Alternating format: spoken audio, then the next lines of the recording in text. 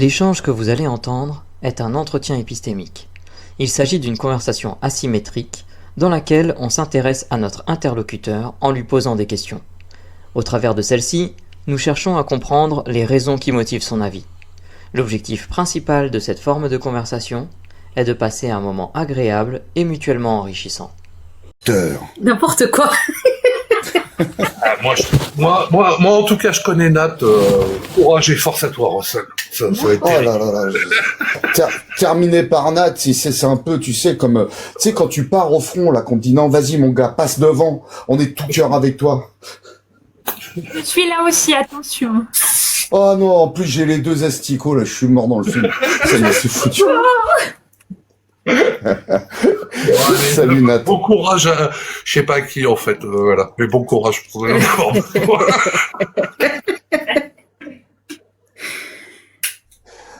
Alors attends, je vais juste répondre si tu me permets, Nat, juste.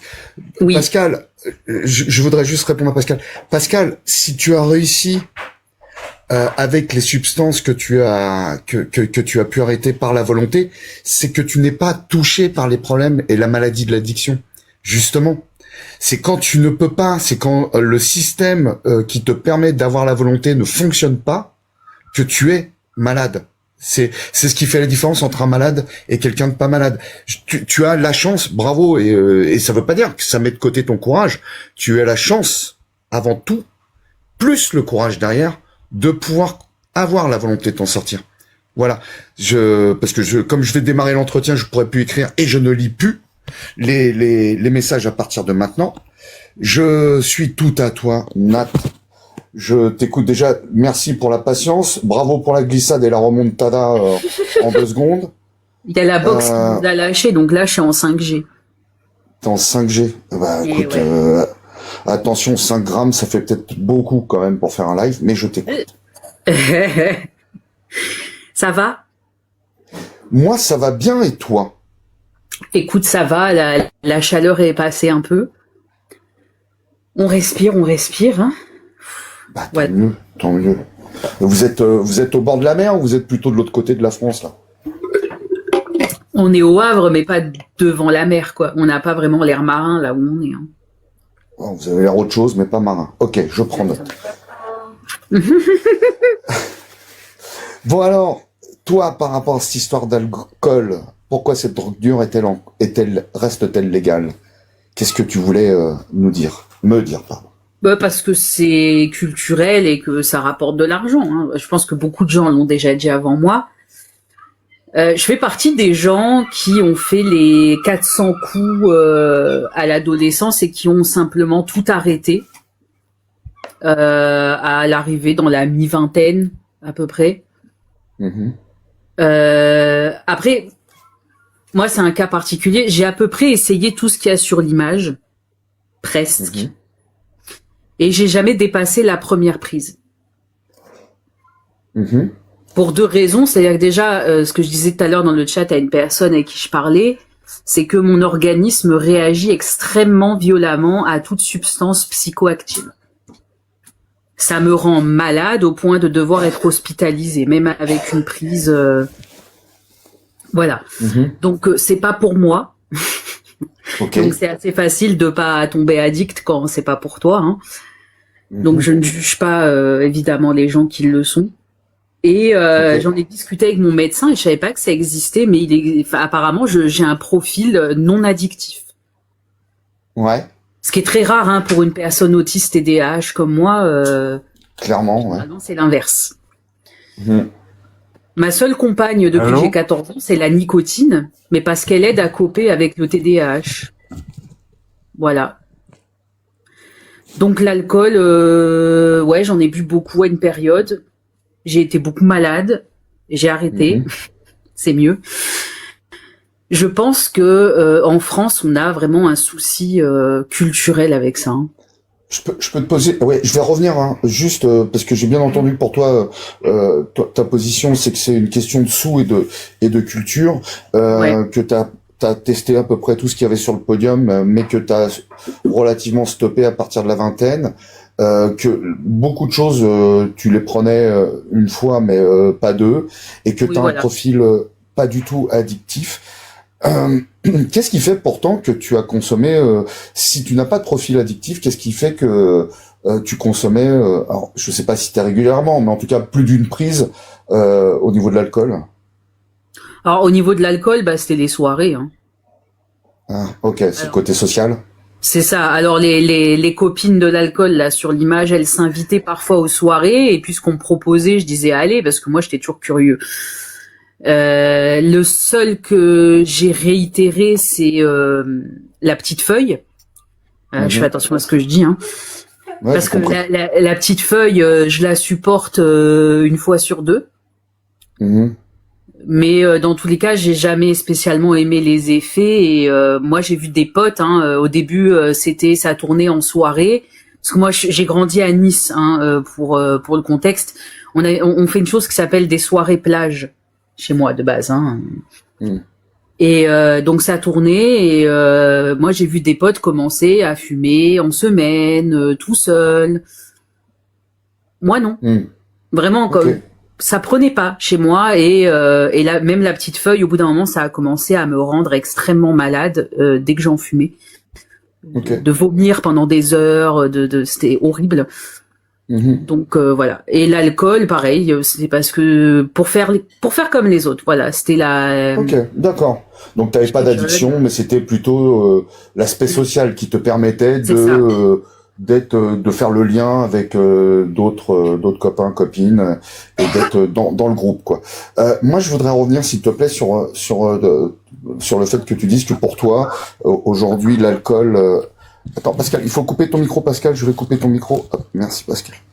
Le fait que pour toi l'alcool, qui est une drogue dure, reste légal en France parce que c'est uniquement culturel et économique.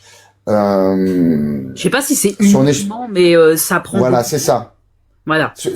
Donc, est-ce qu'il y aurait une autre raison que culturelle et économique pour toi? Je sais pas.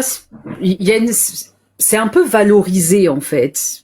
Ça rejoint aussi la culture, je sais pas, mais oui. Il y a des alcools. Les alcools en France sont catégorisés par région.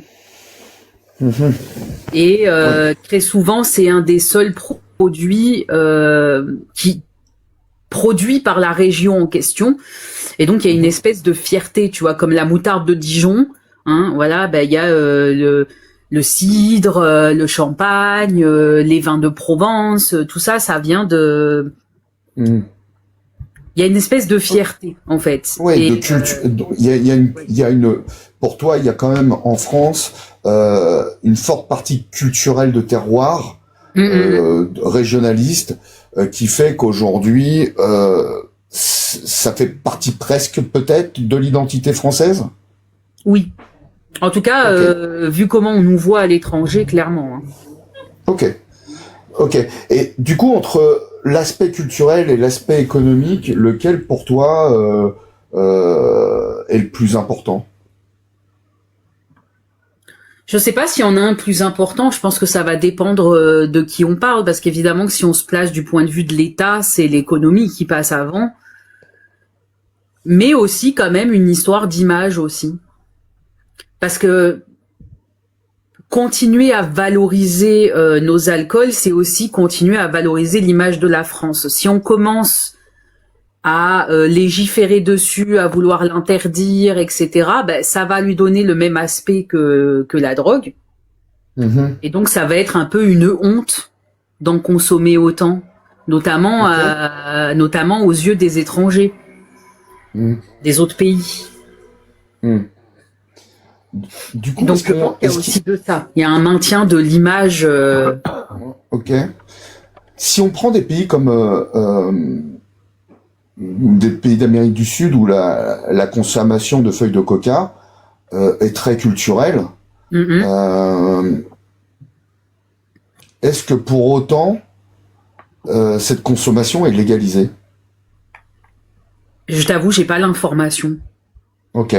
Elle l'est ou pas? Toi, t'as l'info? Je crois qu'elle est tolérée, mais pas légalisée. Mais je suis pas sûr. C'est pareil, j'ai pas forcément l'info. Alors on va partir sur autre chose. Moi, j'ai un autre exemple, si tu veux, que j'ai expérimenté de première main. Donc là, je peux te dire les infos. Est-ce que tu sais ce qu'est le cat? Oui, plus ou moins. Consommation d'une herbe qui pousse en Afrique. Oui, ça marche un peu comme les feuilles de coca, ça se mâche, d'accord. À Djibouti, c'est non seulement complètement légal, mais c'est fourni par le gouvernement lui-même. D'accord. Et c'est pour maintenir la population qui vit dans une extrême pauvreté, d'accord, pendant qu'il y a des gens qui se font 3 tonnes de fric, pour les maintenir dociles, qu'il n'y ait pas de révolution, de machin. Ça, c'est un exemple. Du coup, ouais, bon exemple, je trouve, parce que n'y a-t-il pas eu dans la culture française un moment donné où l'alcool et le tabac étaient des choses qui étaient mises à disposition de la population quasi gratuitement? Bah, du pain et des jeux, hein, comme on dit, non? Ouais, mais c'est un peu ça, hein, l'idée. C'est-à-dire que oui, on a, je pense qu'à une période, on a mis la population française, comme je pense beaucoup de populations dans d'autres pays, sous addiction pour les maintenir dociles. Parce que quand le produit de ton addiction est distribué par le gouvernement, d'autant plus gratuitement, bah t'as moins envie de te fâcher avec le gouvernement. Ouais, c'est un claim qui serait intéressant à aller creuser, mais on va sortir du sujet, mais on va quand même passer un peu dessus. Ah oui, c'est vrai que Toy le rappelle dans le chat, pardon, je sais que tu lis pas, mais on servait un verre d'alcool oui, aux enfants à la cantine à une période. Est-ce qu'à cette époque-là, les gouvernements étaient informés sur les dégâts désastreux que produisait l'alcool? Tu étais au courant du tout le scandale qu'il y a eu autour de la cigarette ou pas? Toi, t'es informé sur le sujet ou pas? Oui. Je pense que on est sur le même cas de figure. Je pense que les scientifiques alertent très tôt et que le gouvernement fait fi de ces alertes. Donc je pense que, évidemment, que pendant une longue période, au début, avant la science moderne, etc., bien entendu qu'ils ne savaient pas nécessairement. Il n'y avait pas la relation de cause à effet qui était faite avec le fait que des gens mouraient, etc. Mais je pense qu'il y a eu quand même une longue période où ils le savaient très bien et ils ont rien dit. Comme ils l'ont fait avec la cigarette. Ok. Sauf mais récemment, du coup, au siècle dernier, je pense. Bon, maintenant que tout le monde est au courant, ou plus ou moins au courant, est-ce que tu penses que la population est suffisamment informée des réels dégâts et du réel danger de l'alcool? Oui, je pense qu'il y a eu de campagne, notamment sur la sécurité routière, mais pas que. Je pense juste que les gens sont dans le déni parce que le gouvernement se rachète une conscience avec ces petites phrases du type à consommer avec modération, 5 fruits et légumes par jour, mais whisky, qui en fait donne l'impression aux gens que eux ils contrôlent. En fait, quand tu parles à une personne qui est dans le déni de son addiction, elle va toujours te dire qu'elle contrôle. Ok. Je comprends pour l'aspect culturel qu'on veuille protéger une certaine culture, une certaine identité nationale, mais sur l'aspect financier que tu as pointé, à quel point l'alcool rapporte... Pardon. Ah, c'est chez toi. Klaxon. À quel point l'alcool rapporte plus d'argent à l'État qu'il ne lui coûte en matière de santé? C'est une très bonne question. J'ai pas les chiffres. Mais vu comment le gouvernement s'en fout un peu de l'hôpital public ces dernières années, je suis pas sûre que ça les préoccupe de fou. Ok. Mais je pense que au niveau santé, ça leur coûte extrêmement cher. Toutes les semaines, tous les jours.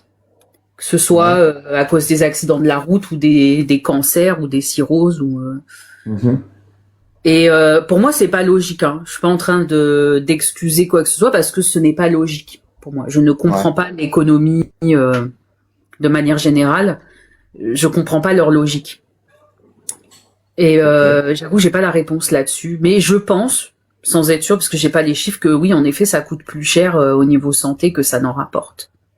Est-ce que toi, tu connais la drogue aujourd'hui en France qui est considérée comme la plus dangereuse une fois qu'on a cumulé le danger sur la personne et le danger sur la société?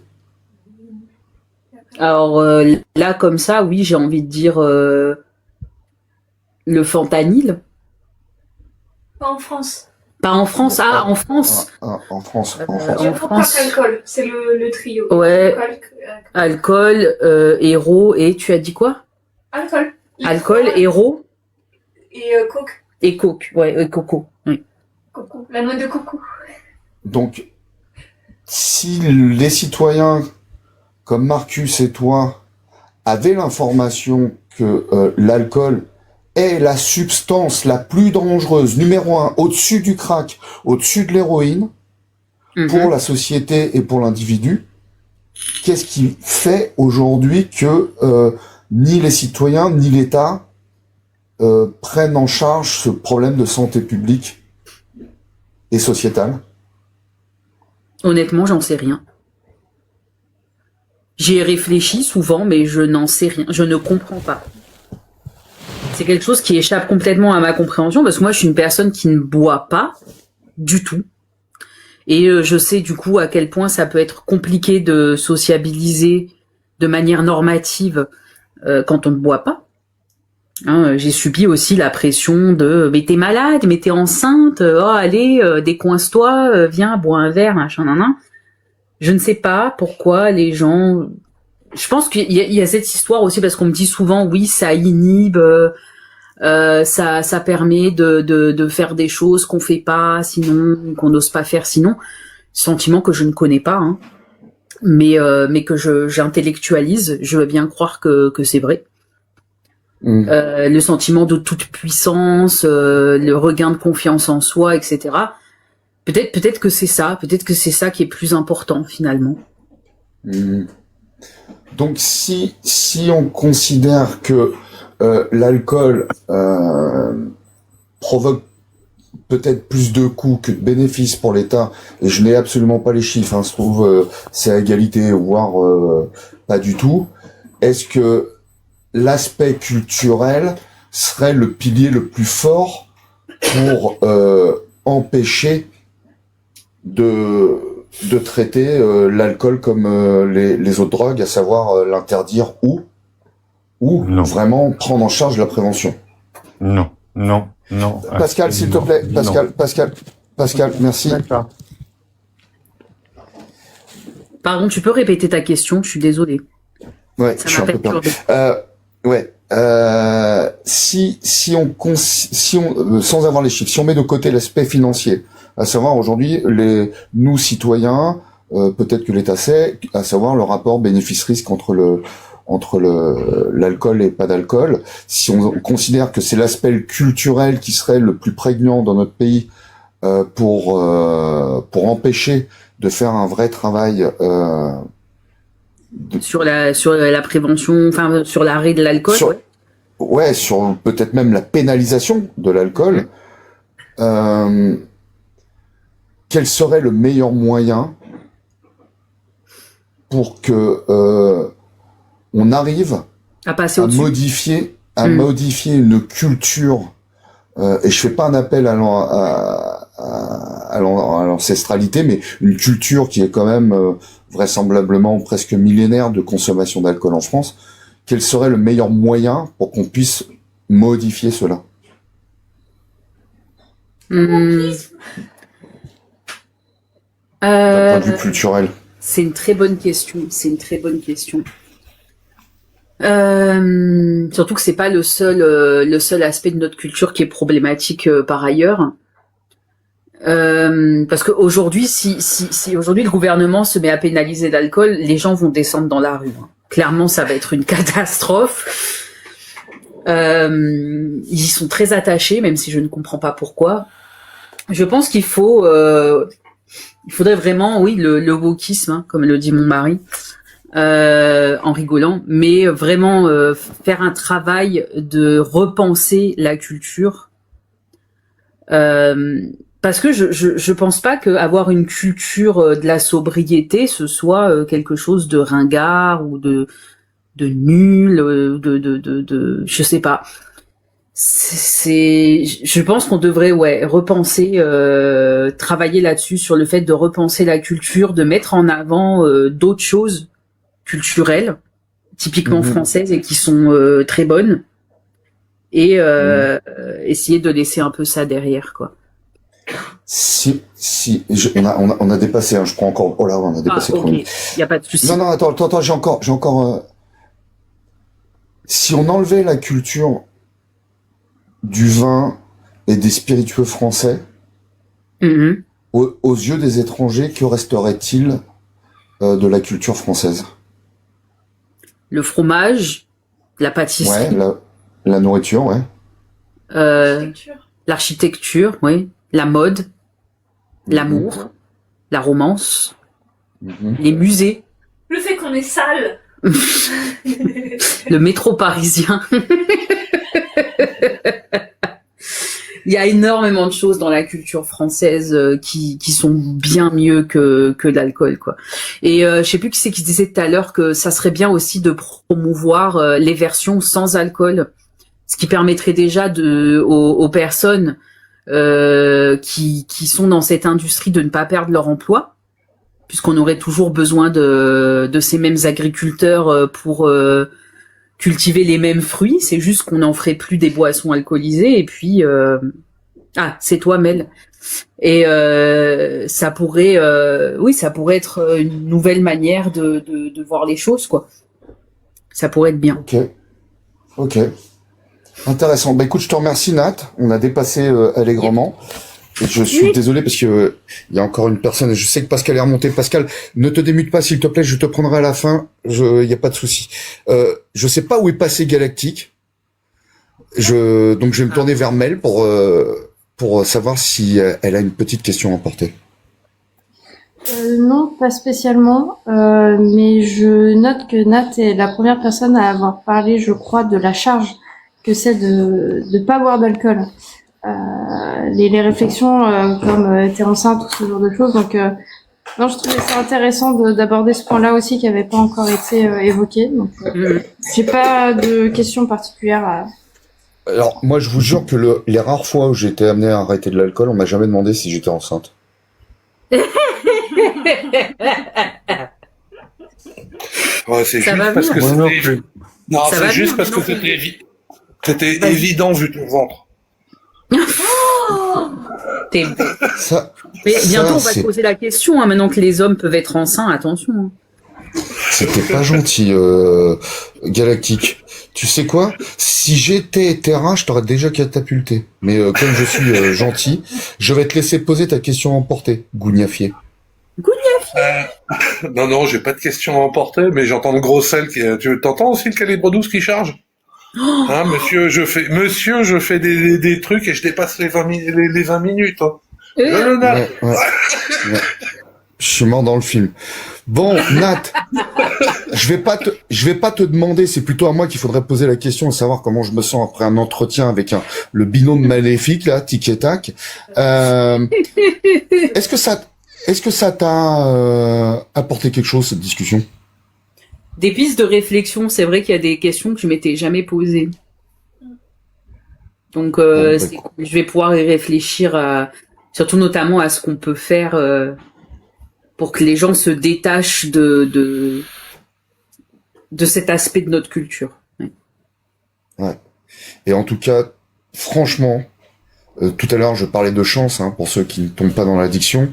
Vu tes des divergences, c'est vraiment une putain de chance pour toi, je te le dis. Extrêmement privilégié là-dessus, extrêmement privilégié. Ouais. Je le dis à chaque fois.